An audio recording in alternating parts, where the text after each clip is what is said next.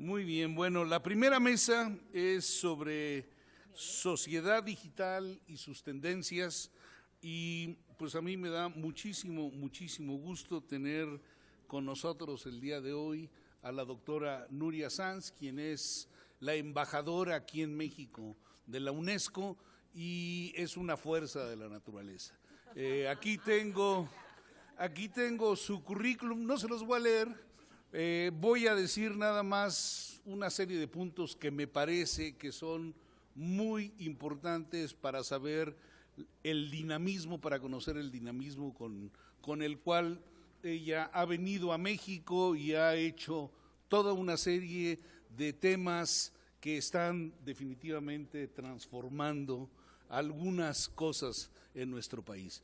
Como todos ustedes saben, la UNESCO pues es el brazo de educación, ciencia, cultura de la Organización de las Naciones Unidas y en ese sentido la tarea de Nuria ha sido excepcional y ha trabajado con proyectos en todos estos temas en 399 municipios de nuestro país. Se dice rápido, pero ella vino a México en el 2013, fue en el 2013 cuando llegaste a México y de entonces a la fecha pues ha hecho una labor excepcional y pues trabaja lo que se conoce como patrimonios de la humanidad y se ha involucrado en temas que no solamente están, digamos, en el corazón de las culturas prehispánicas en México, sino también ha tenido una labor muy importante con artistas nacionales y ha sabido vincular el arte, la ciencia, la tecnología y la cultura en todo esto. Entonces, dicho esto, Nuria, el público está dispuesto a escuchar todo lo que les digas. Bienvenida, Nuria. Gracias, bien hallado, querido Pepe. Ya habrán visto que además de toda la gran trayectoria profesional, Pepe es amigo. Entonces, que sirvan estas palabras como para disminuir digamos, ese entusiasmo.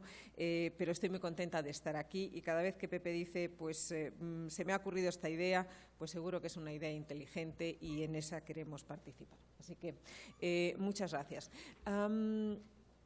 Estoy segura de que ustedes conocen mucho sobre la UNESCO y sobre aquello que es la zona de confort en la que todas nos sentimos, todos y todas nos sentimos muy bien representados, porque es la zona más bonita y más cómoda de las Naciones Unidas. Hablar del patrimonio mundial, natural, cultural, hablar de la memoria del mundo, hablar de las reservas de la biosfera, pues es siempre esa cara amable, fundamental del multilateralismo. Y es algo que México ha hecho muy bien durante 70 años.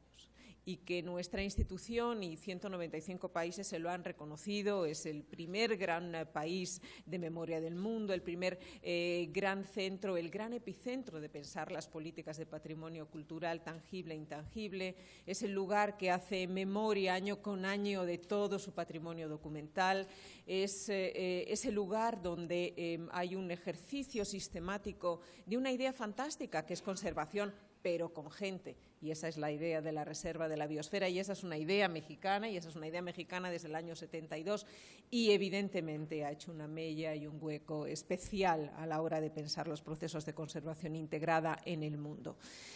Evidentemente, lo que se sabe menos de la UNESCO, y que les aseguro que nos cuesta día a día mucho tiempo, es seguir la dinámica de todo lo que constituye el centro de nuestro mandato. Cuando un funcionario de la UNESCO llega a la UNESCO y antes un poco se prepara, pues la verdad es que nos preparamos mal y poco para intentar entender toda esa enormidad y sobre todo para prepararnos ante un reto que es aún mayor y es el de la articulación de todos los temas. Cuando nos dicen que somos una agencia especializada, uno dice, ¿pero en qué? Teniendo en cuenta que somos cultura y somos educación y somos ciencia y somos comunicación e información. Entonces, ¿en qué estamos especializados? Díganme que se queda fuera de todo esto. Bueno, pues la especialización es algo más sofisticado y muy difícil. y esa especialización tiene que ver con la manera en la que todos esos temas se articulan y no se piensan por separado. Y hay otra especialidad también para nuestro mandato. Somos la única agencia de las Naciones Unidas que tiene como otro de sus legados y sobre todo también de sus capitales estar especializada en pensar multilateralmente la educación superior. No hay ninguna otra agencia de Naciones Unidas que tenga, digamos, ese patrimonio fundamental. Evidentemente, hay muchas otras ramas de la UNESCO y parte de su mandato que son muy conocidas por los reconocimientos de la comunidad internacional y también por las prescripciones en términos de derecho internacional público. Probablemente el mandato en educación de la UNESCO no es un mandato que sobresale por el número de convenciones, es decir, el alto reglamento internacional.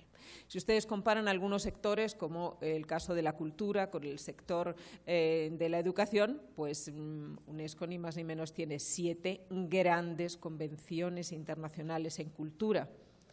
Esas no existen en el mundo de la educación. Pero la verdad es que no hay ningún otro sector como la educación que tenga más proyección internacional en la Agenda 2030 ahora mismo para la UNESCO. Estoy segura que todos los que están aquí conocen el documento de la Agenda para el Desarrollo Sostenible en el cual estamos insertos ahora. Ese documento absolutamente inspiracional, aspiracional y muy difícil de cumplir, pero estamos desde la UNESCO convencidos que sin una agenda innovadora en la innovación superior, esa agenda no se cumple. Y voy a intentar demostrar, no con demasiadas cifras, porque como estamos todos acostumbrados tanto a los PowerPoint, pues he decidido poner ayer en orden, no sé si en orden o en desorden, pero al menos algunos puntos. Los documentos de la UNESCO, las grandes páginas de la educación y de la información, la sociedad del conocimiento, en fin, todo eso está a su disposición. Voy a intentar hacer algo más argumentativo de lo que estoy hablando. Los procesos de elaboración de proyectos internacionales en el seno de ese gran sector unesquiano que es la educación son múltiples, pero se piensan siempre dentro de una comunidad de interés. Es una comunidad de interés que no desaloja de las preocupaciones en educación al sector de la ciencia, al sector de la cultura y sobre todo también evidentemente al de la comunicación y la información. Por eso a lo mejor en vez de abordar una serie de puntos desde dentro de algo que se llama ciencia y tecnología, por muy extensa que sea, y abordando los temas específicos de la educación superior, intento abordar una serie de puntos desde toda esa perspectiva de la articulación compleja de la que les hablaba con anterioridad. Para nosotros, como oficina de la UNESCO en México, estar en México es un compromiso importante y pretendemos estar también a la altura de ese reto. Hace 70 años, en la conferencia, más de 70, casi 72, en la conferencia después de la Segunda Guerra Mundial, la conferencia de educación llamada por una ministra mujer, este es uno de los puntos que voy a tocar después. La señora Ellen Wilkinson en el año 1945 convoca una gran conferencia en Londres y es para hablar de ciencia y es para hablar de educación. Y allí se juntan muchas cosas, pero una de las primeras cosas que se juntan y un gran alineamiento de los planetas fue la presencia de una enorme delegación mexicana al frente del señor Jaime Torres Bodet. Y Jaime Torres Bodet dijo algo fundamental y eso también hace que nosotros lo tengamos presente en nuestro mandato cada día. Él dijo que no era posible, después de la recién convocada conferencia de Washington para organizar las Naciones Unidas, donde todavía estamos insertos, dijo algo fundamental: no se puede garantizar una paz perpetua sin una agencia especializada en ciencia, cultura y educación. Y eso es lo que somos. Así que nosotros también queremos estar a esa altura y a ese dinamismo, pero sobre todo también sabiendo lo que México significa. México significa para la UNESCO muchas cosas. Esta es historiográfica, pero lo que significa también México para nosotros es que es una enorme oportunidad de aprendizaje y un enorme reto compartido con ustedes. Es la 9ª comunidad educativa en el mundo. Eso es una cosa enorme. yo creo que hay que medir también reformas educativas, reformas en investigación, teniendo en cuenta cuál es la escala. Yo creo que cuando hemos desarrollado aquí algunos proyectos como los de INIFED o como tantos otros, y cuando uno habla de proyectos pilotos en 33.000 planteles, pues me parece que es una cifra muy respetable. Y eso es lo que creo que hay que saber comparar, y para eso también sirven las Naciones Unidas y una agencia especializada, ¿no? También intentar entender cuál es el reto de ustedes, pero también para nosotros cuál es la oportunidad de trabajar y transmitir desde México algunas de las perspectivas que convocan a esta sociedad del conocimiento. La sociedad del conocimiento implica esa revolución, y las otras revoluciones humanas precedentes pues nos dan la suficiente sustancia y el conocimiento como para saber que no hay revolución sin pedagogía, sin que haya también que entenderla como revolución societal y como revolución cultural. Las pautas del consumo, el cambio de las pautas de consumo y la sociabilidad de esas pautas de consumo digital nos afectan a todos. Acabo de salir de un restaurante en Guadalajara donde hay un cartel que dice algo así como: por favor, para disfrutar de la comida le solicitamos que no saque el móvil. ¿Cuántas veces vamos a cualquier restaurante donde las mesas de 2, de 3, de 6, de 20 no generan ni una sola comunicación entre ellos, ¿no? Entonces, me parece que esas pautas societales hay que tenerlas en cuenta, hay que saberlas mirar y hay que saberlas medir. En cuanto a los cambios pedagógicos, muchísimos los que hemos hecho en nuestras tesis doctorales en un sistema en el que teníamos que movernos de ciudad a ciudad, dentro de las ciudades a distintas bibliotecas, dentro de cada una de esas ciudades intentar hablar. En mi caso, yo tuve que hablar hasta con el Papa Ratzinger para consultar algunos archivos en el Vaticano, y luego no les quiero contar qué me pasó cuando me robaron mi monedero en Roma y entonces había perdido todas las téseras posibles e imaginables. Y ahora, cuando uno se acerca pues a los hijos de los colegas, o cuando estamos dirigiendo, haciendo tutorías sobre trabajos de investigación y vemos que hay una forma en el proceso de Bolonia, que es hacer una tesis con lo que ya has escrito, juntarlo y tener ese acceso a una bibliografía infinita, pues lo que realmente cambia es esa movilidad, pero por otra parte también te inquieta el saberte intimidado por un montón de información que no vas a poder nunca controlar. Me estará faltando aquello que es verdaderamente el ADN de mi investigación, ¿no? Por lo tanto, yo creo que también hay mucha psicología de la investigación que se nos está quedando fuera de las agendas, y este sin duda es un punto. La ubicuidad con la que podemos trabajar todos los temas y sentirnos en el mundo es enorme, pero también esa ubicuidad puede crear un vacío a la hora de no saber discriminar, no saber filtrar y evidentemente pues dudar de nuestras propias certezas, que es muy humano y moralmente necesario, pero evidentemente sería algo que hay que estudiar. Hace algunos años tuve ocasión, bastantes años, por cierto, de desarrollar con el Consejo de Europa un trabajo extraordinario con la Comisión Europea, y me parece que es uno de los puntos que quiero traer hoy a la mesa. Desarrollamos un trabajo sobre lo que al principio iba a ser las universidades históricas europeas como patrimonio. Hay una recomendación que se la recomiendo porque tiene mucho que ver cómo se centra el discurso societal de la universidad dentro de lo que han sido las sociedades de carácter democrático y pluralista, principalmente en Europa. Pero no es la Europa de los 15, era la Europa que iba desde Safranbolu hasta la Universidad Prusiana y terminaba en Aviñón. Le dimos la vuelta a esa recomendación y no solamente se hablaba de las universidades históricas europeas, sino la recomendación de que la universidad en sí es un patrimonio. Es un patrimonio absolutamente fundamental, porque es una acumulación de conocimiento, y sin esa acumulación de conocimiento creo que podemos avanzar muy poco, porque ahora estamos en otro momento.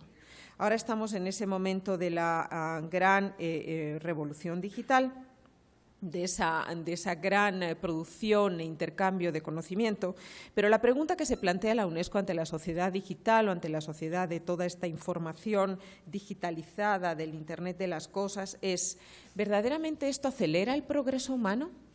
Esa es la pregunta. La pregunta no tiene que ver con cómo vamos a hacer de la universidad un lugar y una plataforma de investigación aplicada a cuánto tiempo pasamos en Internet, a qué pasa con los hombres y con las mujeres, a qué ocurre en África subsahariana cuando el Internet está suprimiendo, y un teléfono que no es smart está suprimiendo ese papel que tampoco físicamente aparece, que es el de la gran biblioteca, y cuando la mamá le enseña en lengua indígena o canta una nana a través de leerla en el móvil. Eso pasa en Nigeria, eso está pasando en toda África subsahariana y eso está medido por las Naciones Unidas. Evidentemente estamos en un momento en el que hay que reevaluar un aspecto fundamental y me parece que la universidad es extraordinariamente importante para eso.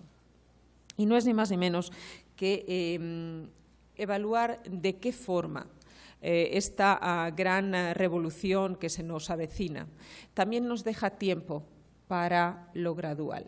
No ha habido una revolución humana en la que no haya un avance gradual, porque el ser humano, si está aquí después de 3.3 millones de años sobre la Tierra, es porque ha sabido tener un ten con ten entre la innovación y la acumulación de conocimiento, y lo ya ha probado.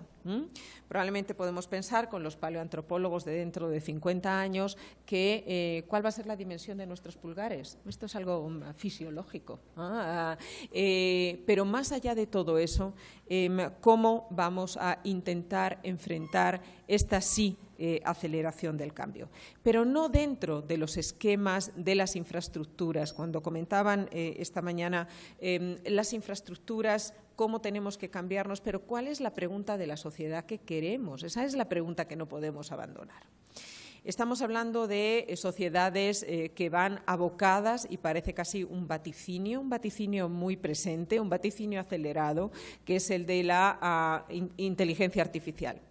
Cuando uno ve Blade Runner 2059 o 49, uno sale de la película y dice, pues yo creo que no va a hacer falta tanto tiempo. O sea, verdaderamente vamos a llegar a esto también mucho antes, ¿no? ¿No es más cierto que esto ya lo estamos viendo en algunos proyectos de investigación que leemos todos los días? Pienso que la pregunta fundamental es la pregunta de qué sociedad queremos. Para la sociedad que queremos, UNESCO no ha dejado de pensar y de posicionar el papel de la ciencia como bien social. Y esto es fundamental. Ese derecho a la ciencia, ese derecho a la información, ese derecho a pensar en términos societales la ciencia, pues es algo que va mucho más allá de una relación del mundo de la educación superior y la empresa. Para nosotros creemos que evidentemente es un compromiso de todas las escalas, a todos los niveles, que necesita un profundo desarrollo instrumental subnacional. Y este es uno de los países más interesantes para hacer eso. Yo creo que la agenda del desarrollo de las Naciones Unidas no se hace solo por los países. El nivel de convocatoria del documento que tenemos en las manos es aún mucho más garante de una enorme responsabilidad. Está hecho por los ciudadanos, no solamente por los gobiernos. Y eso significa pues, que tenemos un enorme reto en la mano y que ese reto se llama comunidad de interés y que en esa comunidad de interés estamos absolutamente todos. Cuando hablamos de ciencia y tecnología, uno de los eslóganes y sobre todo uno de los estereotipos, y que yo creo que también nuestra organización ha intentado hacerlo y no siempre es fácil, es pensar que la ciencia, la innovación y la tecnología no pueden descontar ni pueden avanzar sin el rol fundamental de la ciencia social. Y ese es el pedigrí de la UNESCO. Es decir, ¿por qué vamos a hacer de la ciencia evidentemente un derecho público, un derecho de todos? No es estar bien informados, es participar. Vengo de Hannover. En Hannover el presidente Peña Nieto, con todo su equipo de trabajo, con 9 secretarios, con más de 10 gobernadores de México, han visitado la fábrica de Wolfsburg. Es la gran fábrica, es la gran cadena de producción, donde el 70% no son robots, he aprendido que se llaman co-robots, porque ellos generan una cooperación entre ellos. Entonces uno dice, bueno, ¿y dónde quedamos nosotros? Además de espectadores, ¿no? de todo esto, ¿no?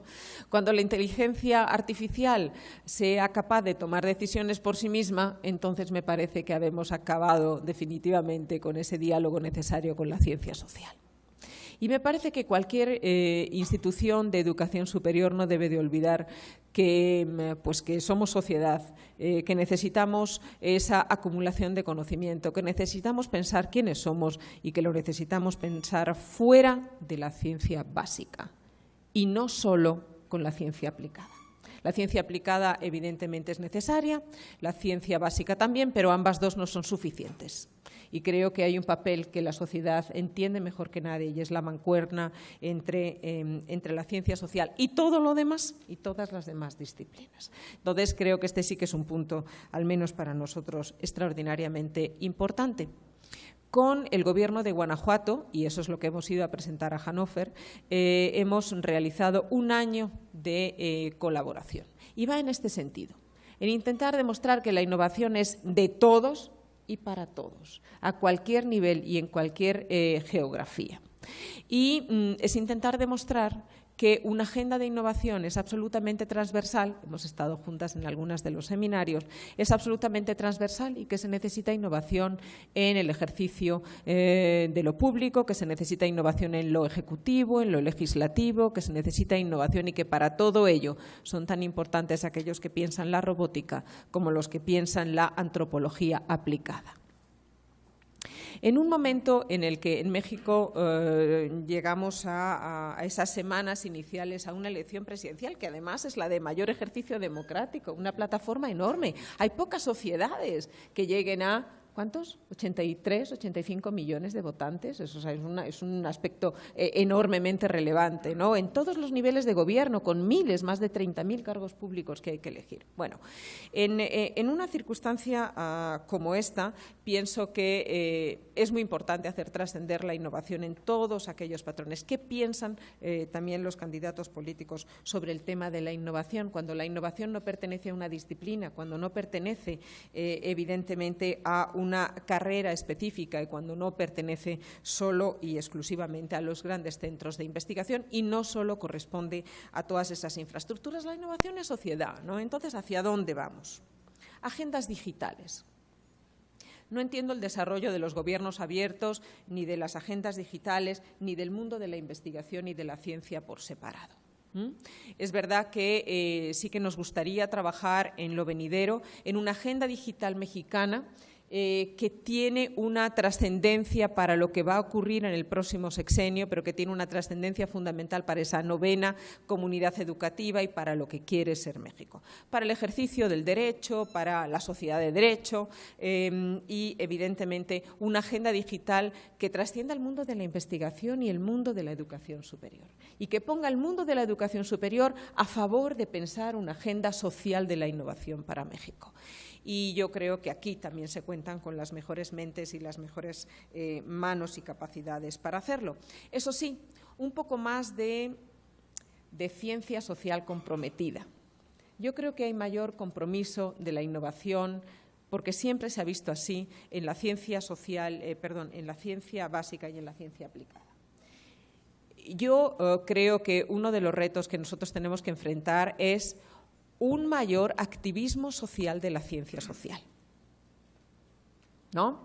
¿Qué pasa con el último artículo de Claudio Lomlet cuando dice ¿por qué tenemos tantos estadistas, algunos psicólogos pero muy pocos? ¿Dónde está la escuela de antropología americana, mexicana? ¿Dónde está la escuela de sociología? ¿Dónde escriben en los periódicos? ¿Dónde hay editoriales? ¿Dónde realmente el mundo de la antropología aplicada y la ciencia social aplicada no se está dejando al margen por los estadistas, por aquellos que hacen estadística pura y dura? En fin, creo que este es otro punto que hay que pensar. Yo no sé si ustedes saben que este es un país donde la UNESCO trabaja con la educación superior de la mano de instituciones importantes. Y son todas aquellas universidades que tienen cátedras UNESCO. Más de 20 en este país. Acabamos de firmar con el señor Videgaray en París, acabamos de firmar una cátedra especializada en riesgos hidrometeorológicos. Si ustedes ven todas las cátedras Las cátedras en México son un ramillete fundamental. Están distribuidas en todos los rincones de la geografía mexicana. Generan una arquitectura de compromiso y hemos querido orientarla a hacer investigación aplicada para la Agenda 2030. Las tienen en interculturalidad en Hidalgo, en procesos de comunicación social, en la gestión del ciclo del agua, en física aplicada en Chiapas. Eso es un enorme potencial. Y ojalá, señor rector, dado que usted está aquí, pues podamos hacer que la UAM, con toda su enorme trayectoria en ciencia social, pueda también tener en lo venidero una cátedra UNESCO. Este sería mi propósito para continuar conversaciones, una cátedra especializada en decir por qué la ciencia social es innovación y es fundamental para pensar el futuro de la agenda de la sociedad del conocimiento en México. Otra cuestión que me parece indudablemente importante. Cuando vine a México hay dos tipos de instituciones que me llamaron mucho la atención y empecé a trabajar con ellas. Por lo que voy a decir que no suene como eslogan, pero sí que es también parte de nuestro pedigrí. La diversidad cultural es un capital y la diversidad cultural es un garante del desarrollo. Cuando llegué aquí me di cuenta de lo que significaban los hospitales interculturales y las universidades interculturales. Empecé a pensar que sí que había mucho que exportar al mundo y esto es algo que yo pongo en las recomendaciones de la declaración. Me parece absolutamente fundamental que se piense desde esa diversidad. Sin embargo, en México, frente a otros países de la región, en América Latina, y los rectores y los profesores de América Latina no me van a dejar mentir, ha habido una progresión de la academia a incluir dos cosas. El mundo indígena como profesorado indígena dentro de sus disciplinas, y esto me parece fundamental, y otra cosa importante, y me parece también fundamental para el futuro del desarrollo de la ciencia y para un compromiso ético de la ciencia como bien social y como bien común. México cuenta con un conocimiento indígena extraordinariamente importante. Y ese no se puede dejar perder porque entonces no confiaríamos en equidad y no confiaríamos en ética de la investigación. Lo que ocurre es que falta todavía muchísimo para poder ver, por ejemplo, en una misma edición, pues todo el proceso de estudio de la micología y de los hongos de Oaxaca y verlo en la misma edición en la que se publican las obras de Schopenhauer. La distancia brutal entre un conocimiento tradicional, sin el cual no vamos a hacer Agenda 2030, y todo ese conocimiento que parte y que se genera de una asepsia en la distancia y que hoy en día entiende que no se puede avanzar ni en ciencia social ni en ciencia básica sin esos conocimientos, que nos estaríamos quedando menguados, que nos estaríamos quedando al margen, que no estaríamos cumpliendo con la agenda, pues me parece que México es una cantera fundamental para pensar de qué manera el conocimiento tradicional y la ciencia básica y la ciencia aplicada trabajan juntos. De muchas maneras, hasta en el establecimiento de protocolos científicos de generar un proyecto colectivo, de formas de participación social en esa construcción del conocimiento. Me parece que este es uno de los puntos fundamentales.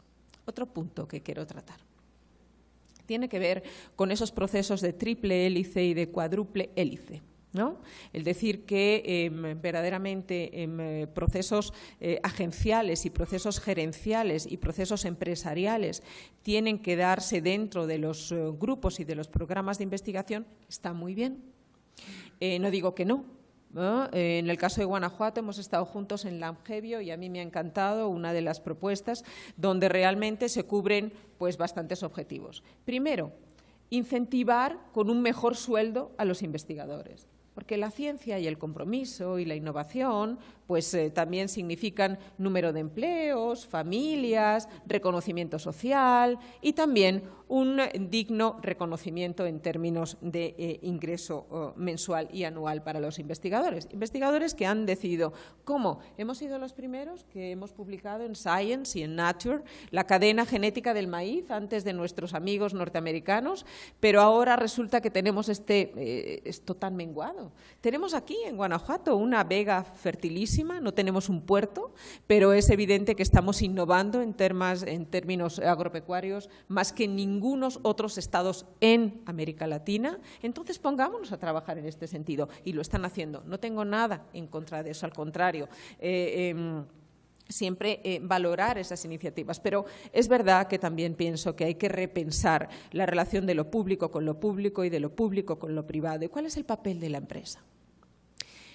Hay gobiernos, como el gobierno mexicano, donde todavía el dinero público en temas de educación dual está pagando demasiado a un terreno que debería cumplir el privado.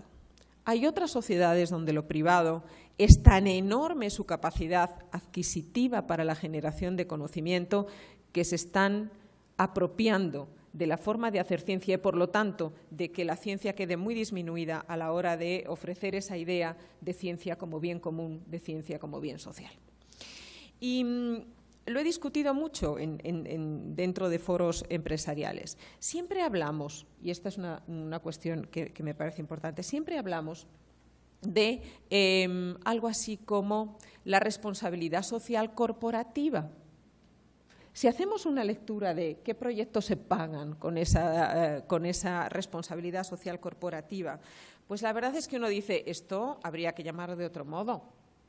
También responsabilidad cultural cooperativa. ¿Y por qué no responsabilidad científica cooperativa? ¿Por qué no hay una agenda que trate especialmente de esto? Creo que es fundamental.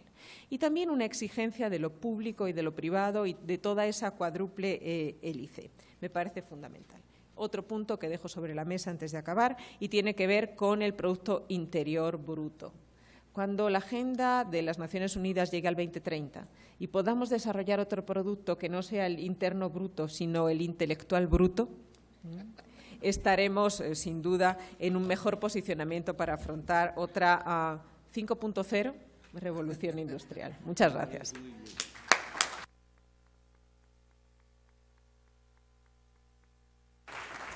Muchísimas gracias, Nuria, por esta visión integral del sector unesquiano, como lo mencionaste, y yo creo que es importante el darle a todo este discurso la dimensión sociológica, antropológica, histórica y psicológica que se requiere introducir en esta discusión. Y yo estaba tan emocionado cuando la estaba presentando que se me olvidó decirles una cosa. Uno de nuestros conferencistas, el doctor Sebastián Rovira, quien viene de Chile, tuvo un retraso en el avión y no pudo llegar esta mañana, pero va a estar en la mesa de las 3 de la tarde junto al rector Peñalosa. Entonces, pues una disculpa de su parte por no poder llegar, pero bueno, fue algo que estaba más allá de sus capacidades de solución. Y bueno, voy a presentar